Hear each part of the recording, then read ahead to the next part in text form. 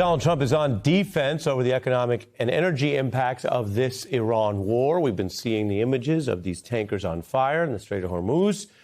Really dramatic, dangerous imagery. This is what is happening over there. Trump has been largely denying it, at times lying about it.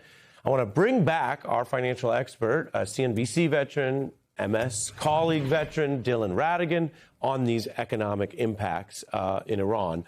We, of course, went out to take some important breaking news, but you were just starting to explain the fact that this isn't new and this isn't secret intelligence to understand the impact and the risks of the United States of the Iran's ability to mess with that. Yeah, well, the Straits of Hormuz, everybody knows. I mean, it's been talked about ad nauseum. Like I said, we used to do entire hours about this particular little body of water decades ago, is a known choke point for the world's energy supplies. Couldn't be more widely known. I think what's most striking, many things are striking about the current political situation with this war, but the lack of planning. The fact that they didn't fill the Strategic Petroleum Reserve before they did this, which is something you could easily have done, and the fact that they didn't have a very explicit plan to control the Straits of Hormuz are just two of the more extreme examples. I mean, listen, there's two completely separate issues here. One, the technology of war has advanced to the point where it can no longer be tolerated as something on the earth. It's a different meeting, different people. That's not my area of expertise, but it's quite obvious when you can rack up tens of thousands of $50,000 or $25,000 drones that are like flying VW buses that can explode through any window of any city in the world. You can know it might as well be. It's no longer useful. I mean, there's a great Bill Barr stand-up where he's like, "How is murdering people, especially women and children, random people in cities?" considered a rational solution to conflict resolution between governments. But anyway, let me give you some credit. You're taking it deeper. You're saying we, particularly as a superpower, ought to be the leaders in the world of finding ways to resolve conflict without resorting to the worst case. What I'm saying is which is technology has advanced to the point. So Napoleon is the king, right? But Napoleon, if he had an issue, would get a bunch of people on horses and ride over for 6 months and meet with the people in charge. You may not like it, but at least Napoleon is not sitting back with a remote control bombing women and children in a foreign city.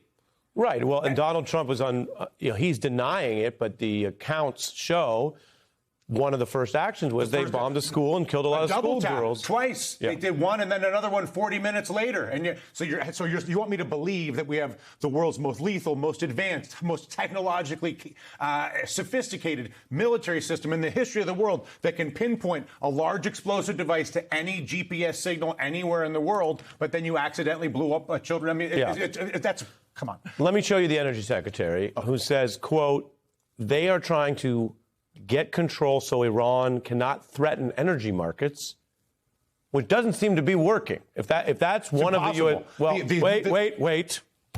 You know I love you. Wait, let me play it and then get your response.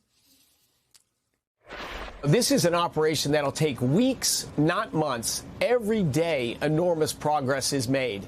We're destroying their ability to threaten the United States troops in the region, to threaten their neighbors, and ultimately to threaten energy markets. If they put mines, which they are reportedly doing in the Straits of, it's not about Iran, it's not about the Middle East. It's about 24 miles of the narrow point of water that controls not just 20% of the world's oil supply, but also controls the fertilizer that goes into the agriculture that the world consumes. It's on and on. There's all these things. And so you can do whatever you want. If you don't have control of that body of water right there, you do not have control of the global energy market. That is the control point of the global energy market. And right now it's closed. There is a competence issue here that seems different than foreign policy or ideology. There are now reports, credible from multiple sources, that one of the things Trump said was, well, maybe we can make up for any problem with the oil from Venezuela, which is under 1% of the amount that goes through the strait. Yeah. Which suggests, and I say this just as an observation, that he, in private conversations, as he's talking about this with the planners, does not know and hasn't read the briefing book or assigned the right energy expert. We have them all within our government to plan this in advance? How much does the competence worry you as someone who's followed the markets for decades? I could go that way, but I could also take you the exact opposite direction. Well, that's one of your specialties. Why don't you go competence first and then the other way? So on the one hand, for sure, there's a clear lack of evidence of competence, but I would say that lack of evidence of competence mostly manifests in the failure to fill the strategic reserves with oil before this happened. Who is the biggest consumer of oil from Iran? China. Iran is China's oil dealer. What if it's hyper-competence in a way that is indifferent to the suffering of the American people? What if it is a desire to shut down the Chinese oil supply, at the same time jacking the American economy into a recession by raising the gas? It's going to be a disaster here. Who would be planning that, though? I'm saying maybe Trump is like, listen, I'm willing to expense the American people in a recession in order to take down China by shutting off their oil supply. Well, to tease that out, I'm not sure that he wants to do that before the midterms. Again, there's either just total incompetence and lack of planning, or there's some bizarre backdoor China kneecapping strategy that only they understand. I'm not suggesting that that's what's happening, but those are the only two theoretical. Let's turn to the wider markets. roads. Trump has been fixated on the Fed, trying to juice the markets and the sort of the short-term economic sugar. Mm-hmm. He's got two members of the Fed under investigation, something that in all your time at CNBC, you never saw that. You never saw a president put. No. And as someone who's followed the markets religiously, should America be concerned that the war and the energy problems can be a wider contagion, that we could have wider economic problems? Yeah, I mean, the recession risk is very high. Just by virtue of the oil prices are up 50% in the last month, not 10%. A 50% adjustment in the base input for the entire, not just transportation and power generation environment, but also agricultural environment. Everybody already knows what's going on with grocery prices, et cetera. So there's no question recession risk is now the highest it's been in years. And so based on your... Just because of the war. Are you, based on your experience, able to look at this and say, was this worth the risk, this Iran attack? I mean, and for me, it comes back to, do I accept hordes of robotic flying bombs as a conflict resolution mechanism in the 21st century? And I do not. So any conflict that is resolved with hordes of flying VW buses that explode and kill women and children is not an acceptable conflict resolution concept for the modern world, because the technology has advanced so far that once you introduce the possibility that you can rain tens of thousands of these drones down on any city, anytime, anywhere, how is that an acceptable way of life for anybody?